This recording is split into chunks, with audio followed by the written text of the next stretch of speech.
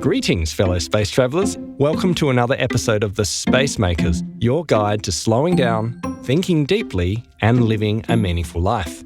I'm Daniel C., your host, and we're guiding you through the art of recapturing your fractured attention one habit at a time to focus on what truly matters. A special thanks to our sponsor, Bulk Nutrients, who support your health, fitness and well-being, proudly making quality supplements more affordable right here in Tasmania. You can enjoy a 5% discount on protein powders and health supplements at bulknutrients.com.au. Just enter the coupon code SPACEMAKERS for a discount on orders over $45. The Space Makers with Daniel C. and Matt Bain. Hi, this is Daniel C. and welcome back to The Space Makers, a place where we help you make space in the clutter of everyday life. And I'm really excited about this episode because we are talking about managing our attention in a workplace environment. And this episode has been inspired by a very deep and meaningful song from the Lego Movie. Everything is awesome. Everything is cool when you're part of a team. And we're going to talk about, is everything awesome when you're part of an MS team? We're going to talk about email notifications. We're going to talk about the best and worst of using Microsoft Teams to get stuff done. And we're going to talk about how the use of Teams is impacting our ability to focus and concentrate and be productive in the workplace for good and for harm. For this episode, we have a special guest. I'd like to introduce my good friend and the co-founder of Space Makers, Tim Hines. Hello, and I'm very excited to be here, Daniel. So Tim founded Space Makers with me many years ago.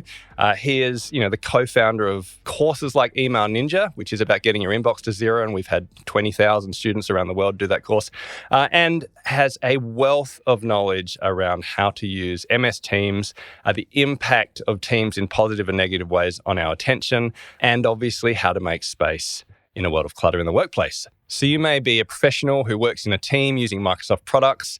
You might use Slack or Google-based products, or you might simply be someone who has email and other kind of notification-based apps on your phone. Whatever you do for work or for life, this episode will have something for you, because we're going to talk about the importance of managing our attention and shaping our time around the technologies we use. But the episode won't just be useful for people who use Microsoft, right? Yeah, because there's a bigger question and there's a bigger consideration for what's the most valuable work that we do, and how do we protect our time to do that most valuable work? So that's probably not a bad way to start the conversation, rather than diving into the tools we might use or not use, the tools we love, the tools we hate. Yeah, perfect. Because you and I have talked about, ultimately, you can't look at whether a tool like Microsoft Teams is increasing or reducing your productivity unless you think about what you're trying to achieve. And we're going to talk about the importance of collaboration, so connection, but we also need to talk about concentration and the idea of deep work. The term deep work was popularized by a fantastic author and professor of computer science called Cal Newport. He wrote a book called Deep Work. I highly recommend it. And it really encompasses a bunch of scientific terms like attention, focus, concentration, flow. And essentially, deep work is that state where you're trying to achieve something that requires concentration. It requires kind of your cognitive energy. You're able to sit in a place for a significant period of time and single task your way into something, and then get in the flow and achieve something meaningful in a rapid amount of time. So that's what he calls deep work. An example for me is I'm an author. I write blog posts. I'm a content creator. And whenever I write, I need to get into the flow. I need to do deep work. And I don't just get there. I actually have to do something to achieve it. Right? Yeah. And so what I typically do, I've got a routine. I sit in my office, and I'm lucky that I can close the door. I work at home, so it's quiet. But I pour a glass of water and I have it by my desk. I minimize Gmail. I don't have alerts, and so I won't see emails. I open up my writing app, which is Byword, and I save the document so that I know it's there. It's at the front of my screen, and I typically write a title, like some type of chapter title, for example. And then I go for a walk, because I find that deep thought precedes deep work. And so what I'll do is I'll just be thinking about what are the stories I might want to lead with, what are the concepts I want to communicate, and then I'll head back to my office And if I'm disciplined, I will literally just start to write. And my goal, because I struggle with perfectionism, is to write 200 shitty words. Someone once said that. Just the way to start is to get started and to lower the bar. So my aim is to write 200 shitty words that I plan to delete. But after I write 200 shitty words, I get into a zone. I typically write 1,000, 2,000, 4,000 words sometimes. I look at my watch and it's like, oh, it's 2:00 and I've missed lunch. And I've done some incredible writing. Yeah, and I've seen you do that. I've reminded you sometimes to have lunch. So similar to you, I'm a knowledge worker. I've got a need to do deep work, doing a lot of strategic planning. What I found is successful for me is, one, I've got to try and take hold of my morning time, anything before 11 a.m. And, there's a bit of research around that for the majority of people, that old adage around eat the frog, first thing in the morning, particularly after exercise as well. My brain's firing and in the morning times. And that seems to be a good recipe for being able to do deep work. And what's interesting for me, and we'll get into it later, is when and how is that getting hijacked? Just to clarify, you mentioned eat the frog. So that was a term that author Brian Tracy popularized, which is based on a very random quote of Mark Twain, who said, if you start each morning by eating a live frog for breakfast, well, the rest of the day gets better from there. And so here's Brian Tracy calls eat the frog, and now it's a productivity kind of axiom, which is do your worst task first. So that's deep work. Let me contrast it with this idea of shallow work. And shallow work is, well, it's work. It's just the way most of us work, okay?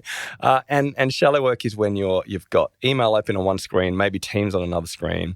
You're trying to do one thing, but then you're scanning desktop alerts every 6 minutes.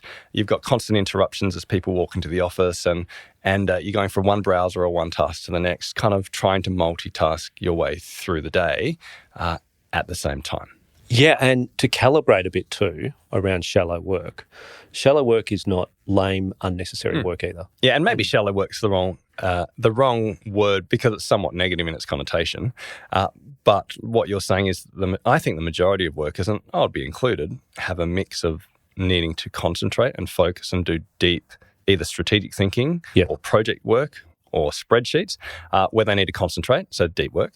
And a lot of our work needs to be not even just small task-based stuff, but even connections with our team and the open office kind of banter and social connections and water cooler conversations. All of that's important in order to achieve stuff. So we're not saying it's only deep work or shallow work, but here's the problem. The problem is that, and I've seen this particularly since COVID and particularly since the massive rollout of Microsoft Teams in organizations, I've seen a massive drift towards people who should be doing, let's say, 20, 30% deep work and 80, 70% shallow work is drifting to 95% shallow work. And do you know what? I am one of those people that's drifted because... why are you looking at your phone right now?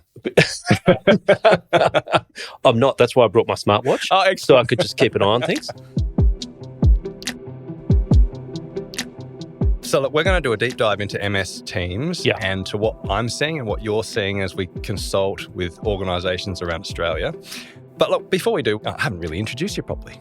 So tell us a bit about yourself and how you connect with this Space Makers gig, but what you're doing now. Well, I miss you, buddy. So first of all, as co-founder of Space Makers, we worked a lot together and we created obviously some amazing stuff, including Email Ninja. And Email Ninja is something that I've been reflecting on a lot lately because of what we're going to be talking about with MS Teams. So for those who don't know, Email Ninja was just a training course. I mean, pretty much I was a physiotherapist, you were a health manager, or you're in... managing health ICT teams. Yep.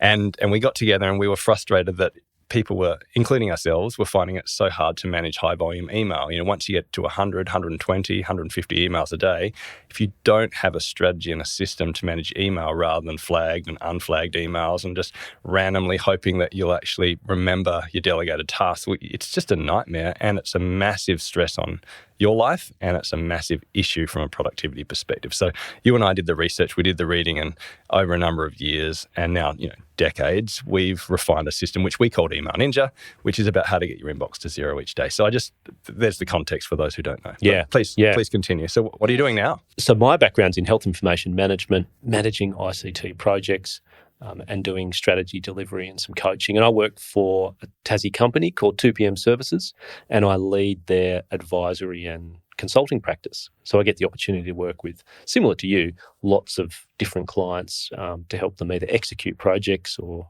execute strategy. Yeah, so you come from more of a project management and information management's background. I come from a habit change background and productivity. So I think that's why together we've got something to offer in this space. So why don't we talk about where MS Teams came from, but then let's talk about what we're seeing and actually what you can do about it so we can get the best out of these tools rather than find ourselves constantly drifting towards notification-based shallow work. MS Teams has been around in various forms for quite a while. It really started off with a program, Microsoft Lync, which was essentially a Teams messaging app. And yet there wasn't a massive uptake of Teams for a long time. Really, Teams started to take form in 2017, and it wasn't necessarily because of a great idea of how do we actually increase productivity. It was, we've got this competitor and we need to work out what to do about it. Essentially, Slack took off in 2016, 2017. And all around the world, organizations were thinking, okay, how can we get away from the problem of email and email overload? Hey, there's this new product called Slack where, we're connecting people like channels all together and actually having team-based connections and collaboration in a way that looks different than email. And people were liking it, and it was fresh, it was new, and it was taking a market share. Yeah, that's right. That's exactly right. And so rather than purchase Slack, which Microsoft typically purchased its competitors, Bill Gates made a radical decision, which was, no, let's create a competitor for Slack, and that will be MS Teams. So we'll take the features that we currently have, but we'll create Slack-like features and then basically open up the market to be a Microsoft competitor for Slack. And my first real taste of this product was when just prior to MS Teams being a thing and a proper branding was Skype for Business, because Microsoft had acquired Skype. And at the time, some of the pundits were kind of a little confused as to why they might have done that. I still remember all the sounds that come when you get a phone what happened to that Skype. It was good. It was a good sound.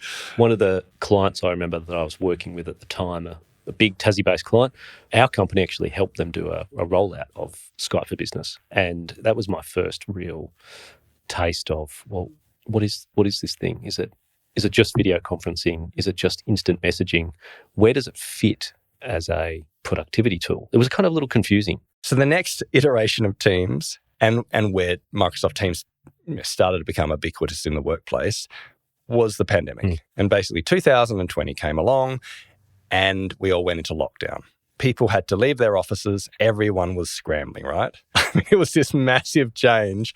And all of a sudden there was this 100% urgent need to be able to connect with your team and have this reproduction of what it looks like to be able to communicate and talk on a regular basis, for example, in an open office. And so Zoom came in, and I'd been using Zoom for years before that, actually, and it was a fantastic tool. But everyone heard of Zoom. I mean, I would have loved to have had shares in Zoom before the pandemic. And it just went crazy, right? So now we could actually use this tool to work remotely from home. And so, Microsoft clearly had to scramble and in a short amount of time added in significant video features that copied Zoom. And so you end up with this kind of, I would say, Swiss Army knife product where you've got chat features, but now you have Slack-like channel features, and now you have Zoom-based competitive features because Teams is trying to compete with these different types of programs and kind of create one ring to rule them all. Yeah, that's right. It's sometimes I think about it a little bit of a Frankenstein tool. And the tools work well, and each tool has a purpose. The question is, what happens when you roll out en masse in a very fast amount of time a tool which has multiple functions but no natural obvious workflow, and you say to each person, use it the way it feels right. You work out how to use it. And that's what I've seen happen. And now what I'm seeing, now that the majority of organizations I'm working with use Teams on a daily basis, it's their primary tool. I mean, Microsoft Teams is the primary driver from my understanding of Microsoft profit line. It's enormous. I either see organizations that are just about to roll it out or they have rolled it out quickly. And they're getting me in because no one can concentrate anymore. 100%. And so I might share my story about that period. Yeah, tell me that. It was really Everyone kind of remembers the growth in Zoom. The same was for Teams. MS Teams actually grew in terms of users and something like 30 million to 300 million by the end of 2020. I remember in 2019, I was managing a big project in the healthcare industry, and Teams was there, it was available, and it was, I would describe it as sort of used. We would kind of use the chat function and try and communicate with each other, which was kind of like a way to hijack and get a faster answer than email, but not ring someone. Yeah. No one's responding. Oh, use Teams. Right?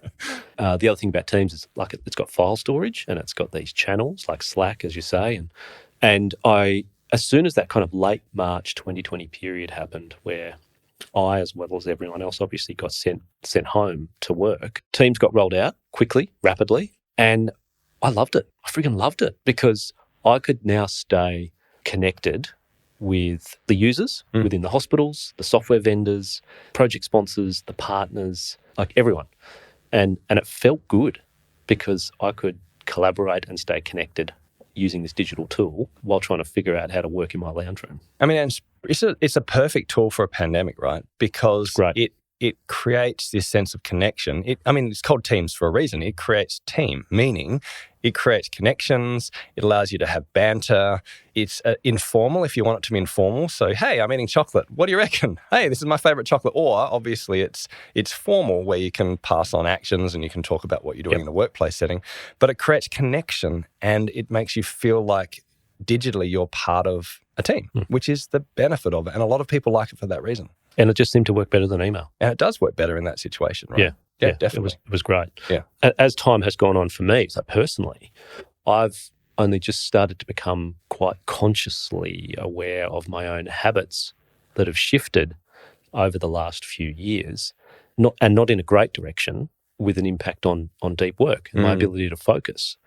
And it made me think back to Email Ninja and having more space by not living in our inbox. I've become a learner again, in a way, because I've had to start thinking, why am I responding to all these messages in real time and these channel updates and these file share requests? And, there is a lot of noise within Teams, and I've realised that, geez, I need to be thinking about how I engage with this tool because it's just been, since the pandemic, full noise. Yeah. And so this is coming from you, right? As someone who has done a lot of thinking in this place, you're a productivity expert.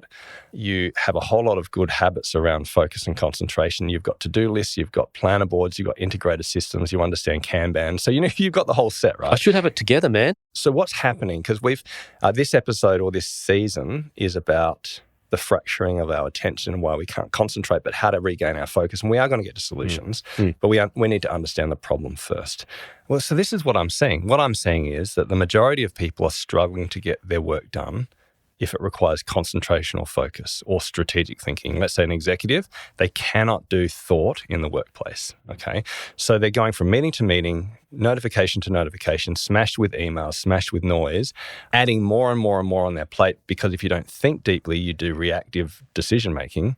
And then they're working even longer hours. So basically it's costing them their families, it's costing them their time, and it's dissatisfying to go to work and feel like you're always doing lots of stuff, which kind of feels like you're achieving something, but actually you don't feel like, you're not achieving the stuff that truly matters and that will change something in the longer term. And that's the cost of not doing deep work in my mind.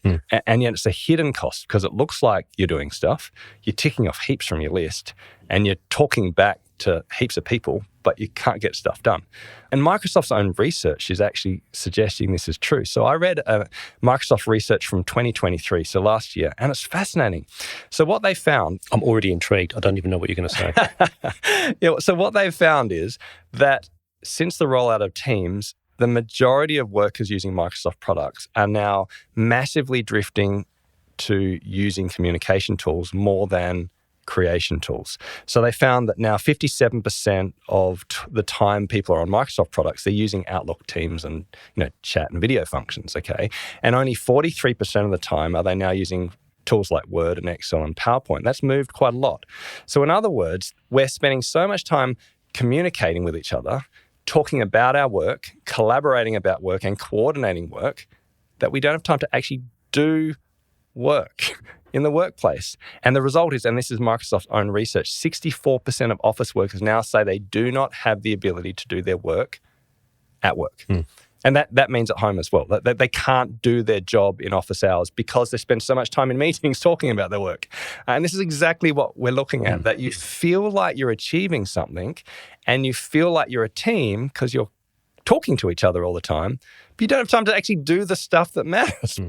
And the other research that was fascinating is from Rescue Time, which looked at, I think, 200,000 kind of users who use their product. And they found that the average knowledge worker now checks an email notification or a Teams message every 6 minutes throughout the day. And no one has more than 40 minutes at any time during the week that is not distracted.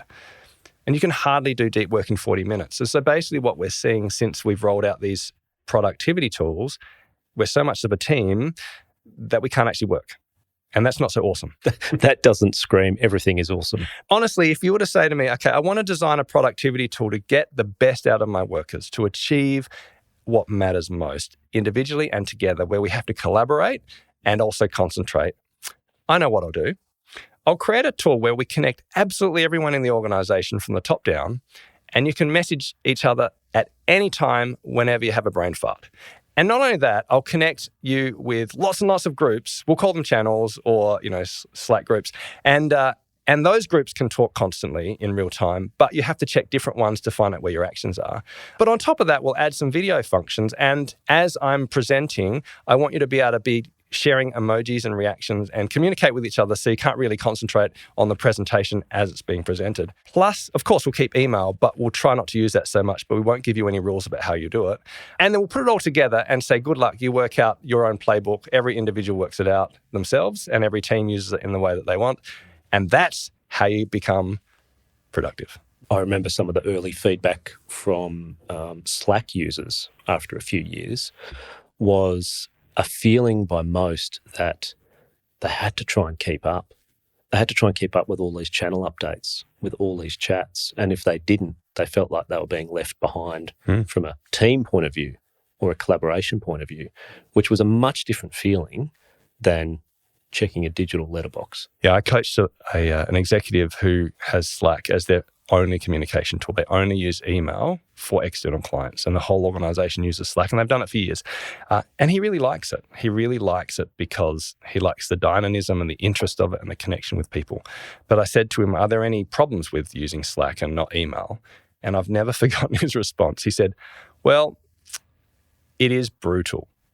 What do you mean it's brutal? He says, I have to wake up at 5 a.m. and I take an hour and a half just to get through every Slack channel, and it's exhausting. It's a good description, actually. Maybe brutal is a bit strong from my point of view, but yeah, that was his experience, and he had a busy role. But I suppose what he was trying to say is it's not a perfect solution that fixes the overuse of email problem. Having both tools in the workplace, email and Teams, there's also a huge problem I see with almost haphazard choice. What tool do I use right now, and when and how and why, like that? Yeah, that's a bit of a tangle and a spaghetti. I feel the pain personally. Because I'm seeing the pain. This is why I'm passionate, because I see the pain, and the pain is broken relationships, the inability to achieve stuff, dumb decision making because you can't think, and people who are just frantic on cortisol, running from one thing to the next, achieving communication. And I don't think it's that hard to solve. No. And so why don't we go there? Why don't we go to some solutions? Because there are some great solutions. And you and I have worked, while you work for 2PM and I work for Spacemakers now, we've collaborated on this very project to actually come up with a playbook and strategies to help us use these tools so that they're really helpful. Because I think every feature can be helpful, but so that it's part of a workflow and so that there's a logic behind it. And so that you can turn off the tools to concentrate and then use the tools to collaborate. And then it works, right?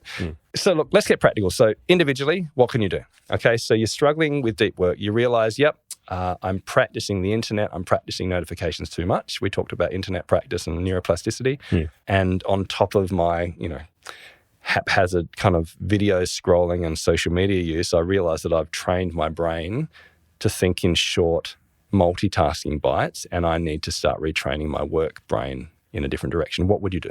Well, here's what I've done. Here's what I've tried. which is kind of taking my own medicine, which stings because I've coached and trained so many people to do this kind of stuff. I closed the app. You what? I closed You're allowed the to do damn app but let me tell you this, for an hour. Okay. Because I got to a point, it wasn't that long ago, I just had this kind of revelation. It's like, why can't I just close the app? If I just close the damn app, the notifications aren't going to come through. And so I did it for an hour.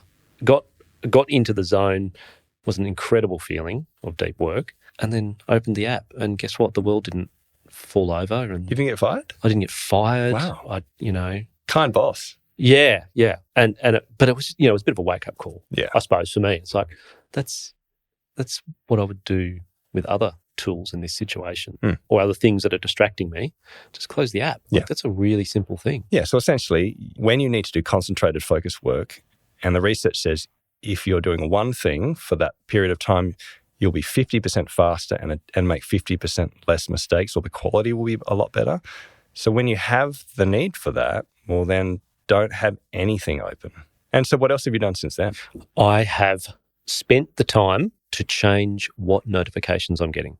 It's no different to putting my phone on Do Not Disturb and putting it 5 meters away so that it doesn't tempt me and distract me from getting into that zone. Yeah, okay. Is there anything else as an individual you've done, or is it as simple as that, just having the discipline and make sure that there's no notifications or the ability to be interrupted? I think the other important thing, more so than, say, Outlook, is communicating with the team. Having the conversation is really all that's required in most situations, to say, I have this piece of work I need to do.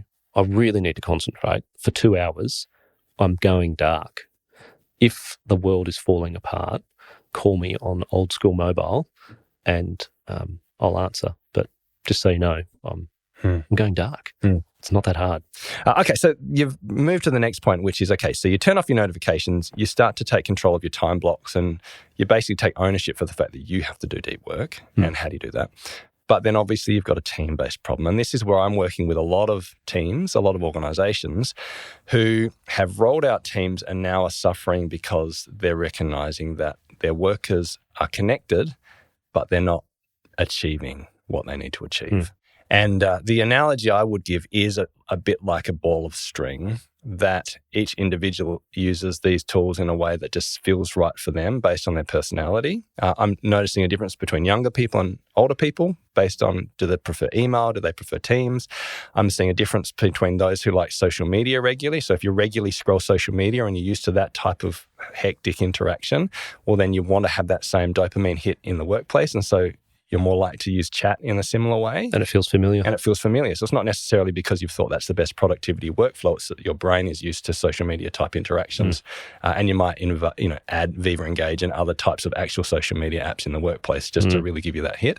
And so all of that leads to a ball of string. So how do you unravel that and how do you untangle it? I mean, if you haven't yet rolled out Teams, the best thing is to start with this process, create a playbook, create norms, and create habits about when to use different things and what's the workflow. But if you haven't yet done that, you're now unraveling people's behaviors and habits and expectations. So what I do with teams in a workplace, and you and I came up with these principles, there are 3 key principles that we need to look at.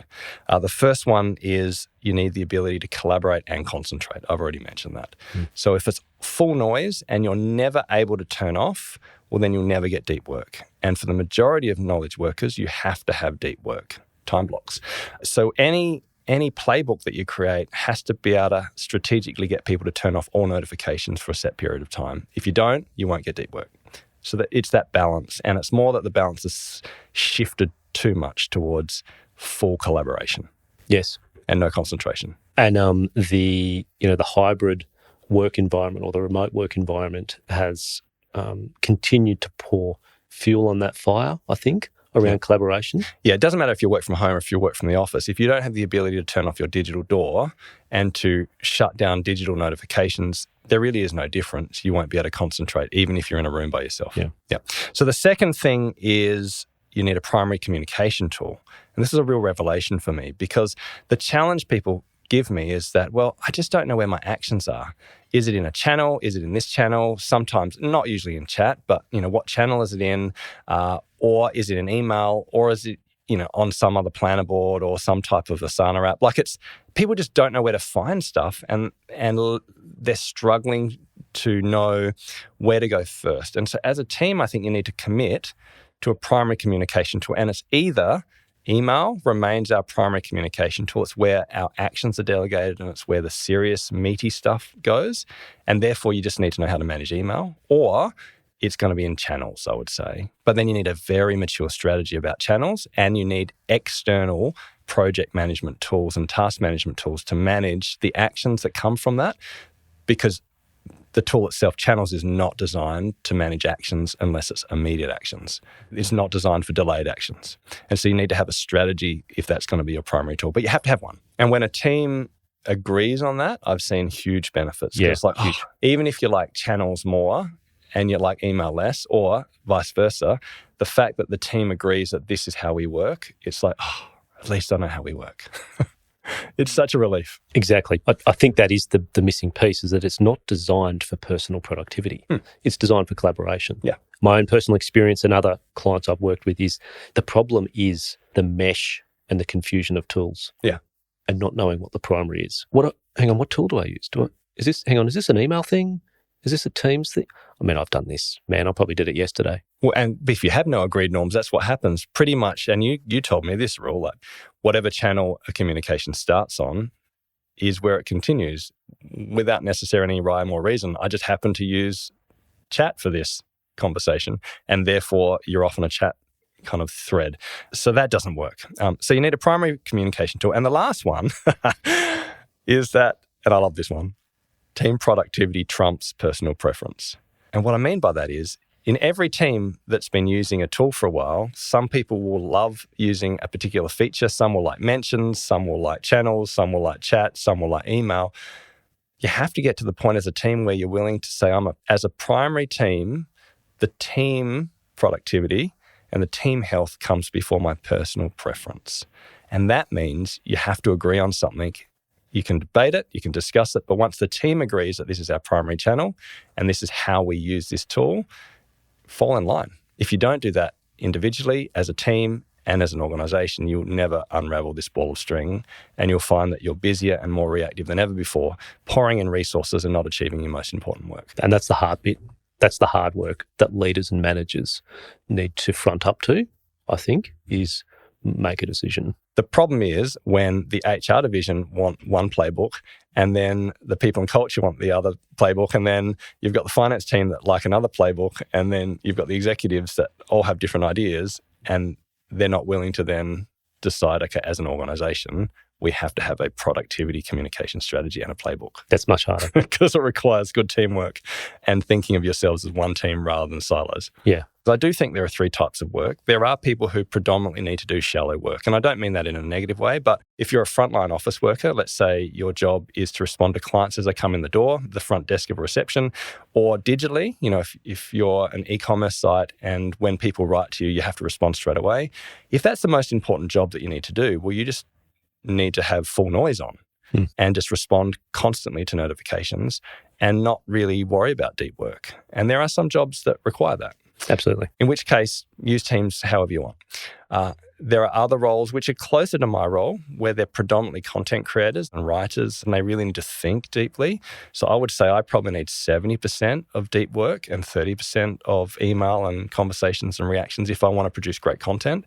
So for me, I need to go towards almost never having notifications and processing in blocks of time when it suits me, but not part of a team, essentially. And then you have the hybrid, which is basically 90% of the workforce, where you need to do a mix of both. And that's where you need to be able to turn off and turn on your connections through the tools you use. Yeah. And I'd probably put myself in that camp, the 60-40, 50-50. I find myself oscillating between that deep and shallow. So look, in terms of if people need to do the team-based work, here's what I'd recommend. Firstly, map out whatever communication tools exist. I did this with an organization and they had 7 different channels. They had Viva Engage, they had chat, they had channels, they had email. So they had lots of different communication tools. So work out what the purpose of each tool is and how they work together as a workflow rather than random ad hoc features. That's the first part of it. Sometimes that it could involve killing some. I think a lot of the time it involves killing it because we put in features simply because Cal Newport talks about the any benefit idea. Oh, there is a benefit in Viva Engage. The question we're not asking is every time you add a new communication channel, you add the overhead, you add more complexity, and you add more difficulty in terms of how you use it as a team. So you have to not just think of any benefit, you have to think about how it fits within a workflow. I've seen that, and it compounds confusion. It compounds confusion and ultimately reduces productivity. And so once you've worked out what the purpose of each tool is, well, then the next conversation is what's our primary tool and how do we communicate with each other when there's an emergency, because you have to be able to get through. If everyone's turning off the noise and doing concentrated work, you still have to know that if there's a fire, you can get a message. You know, I think of the IT crowd where there's a massive fire in the background and he says, I will send an email. Fire. Fire. Like, that's not going to cut it, right? Exactly.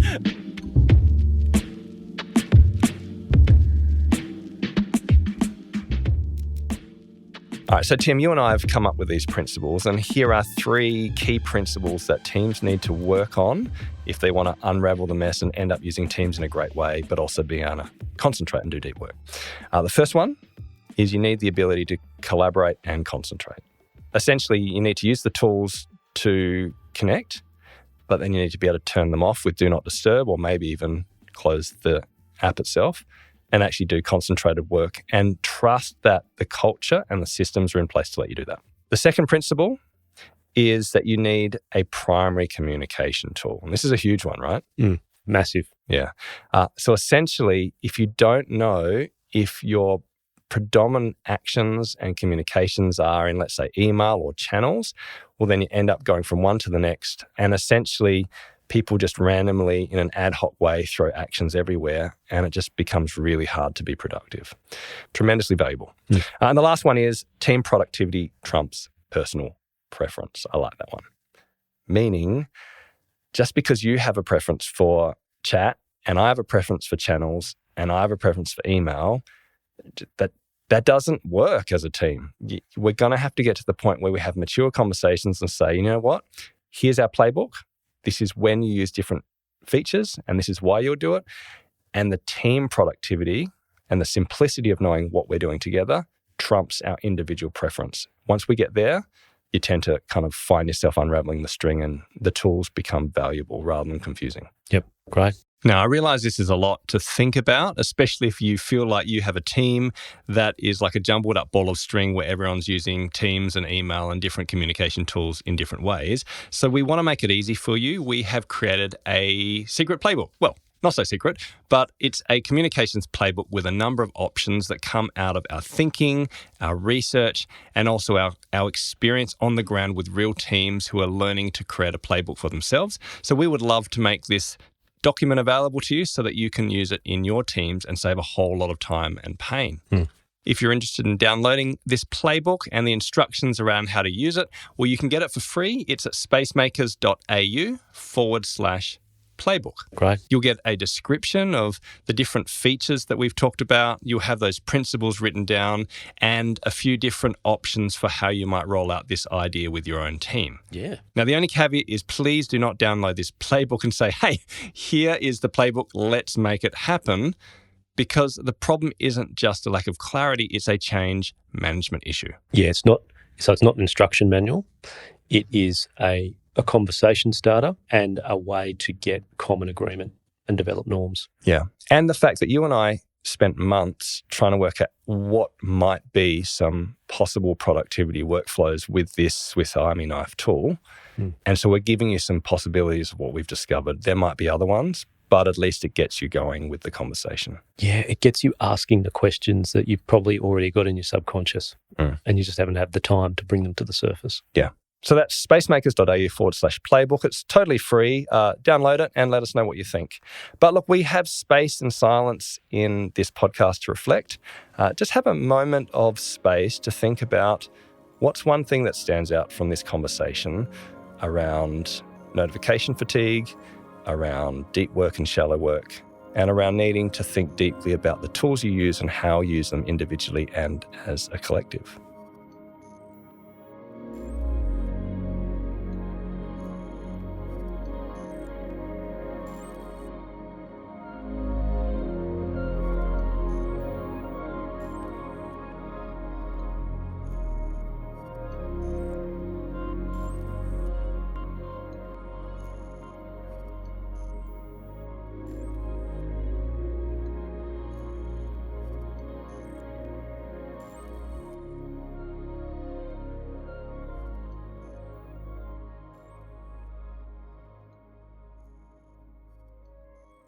Okay, so we're going to finish with a productivity challenge because we always have a practical challenge. And what I love about these challenges is you can take these, lofty, wordy conversations. I get excited about, concepts, but get to the nitty gritty and just do something that makes a difference. Yeah. Okay, so basically the activity is to kill the distractions and to reduce some of the digital noise, essentially close your digital door so that you can actually have times without interruption, whether you're at home or in the office.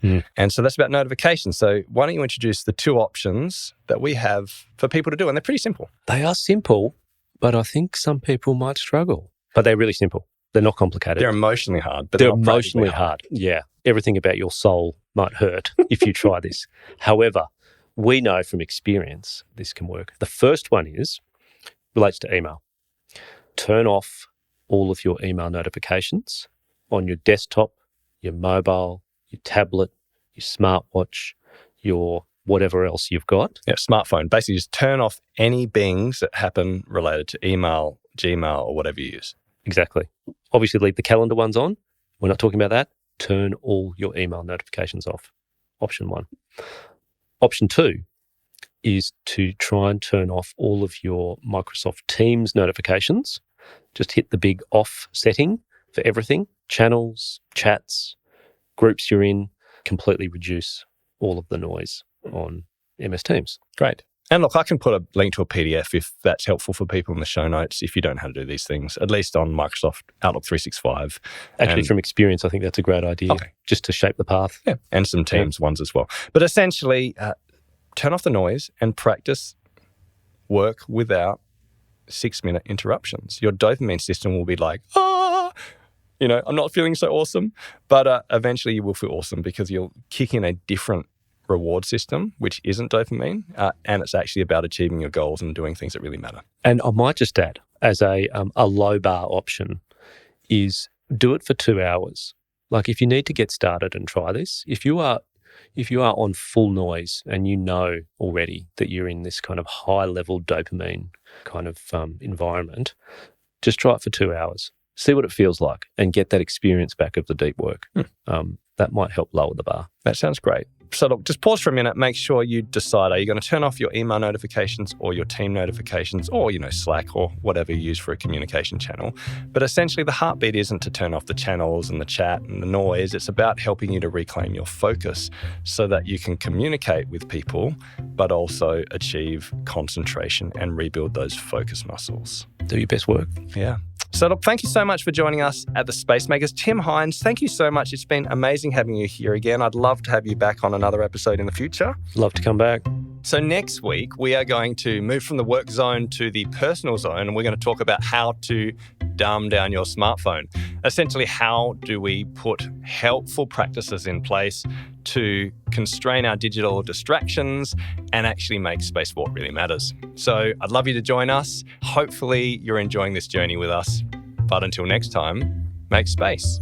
The Space Makers with Daniel C. and Matt Bain. A shout out to our sponsor, Bulk Nutrients, the superheroes of the supplement world, helping us make space for gains, not pains. And yes, that's what happens when I rely on ChatGPT to write my pithy one-liners. You can enjoy a 5% discount on protein powders and health supplements at bulknutrients.com.au. Just enter the coupon code SPACEMAKERS for a discount on orders over $45. If you enjoyed this podcast, we would love you to follow us and leave a positive review and help others make space by sharing this episode with a friend, or subscribe to our blog post at spacemakers.au. Until next time, make space.